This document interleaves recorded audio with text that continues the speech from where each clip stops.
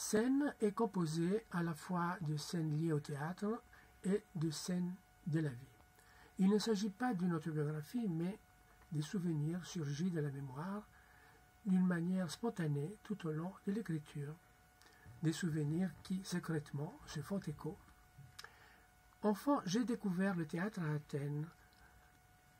Je me suis particulièrement intéressé par la scénographie.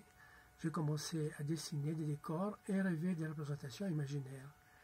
La tragédie, je l'ai découverte au théâtre d'Épidore dans les années 50.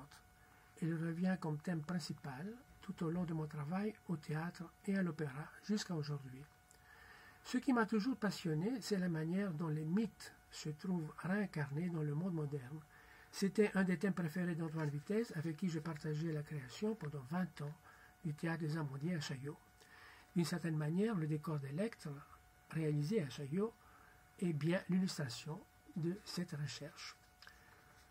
J'ai toujours cherché à créer des espaces qui, malgré leur abstraction, gardent la mémoire du théâtre. Après de longues années comme scénographe, j'ai réalisé ma première mise en scène en 1987, La princesse Blanche de Rilke, puis j'ai trouvé dans la mise en scène d'opéra une manière de conjuguer le temps et l'espace grâce à la musique.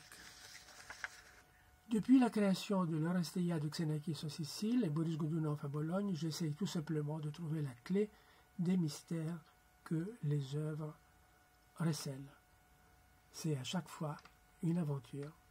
C'est la particularité de l'opéra de réunir pour chaque création des distributions comprenant des personnes de cultures les plus diverses, chose que je considère comme une chance.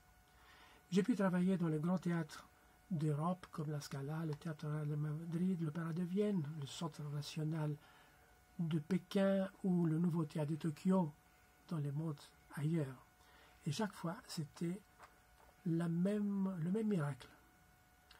Récemment, je suis retourné en Sicile pour la création d'Oedipe à colonne de Sophocle, que nous avons repris à Épidore, une manière de revenir dans les lieux où j'ai réalisé ma première mise en scène et où j'ai vu ma première tragédie.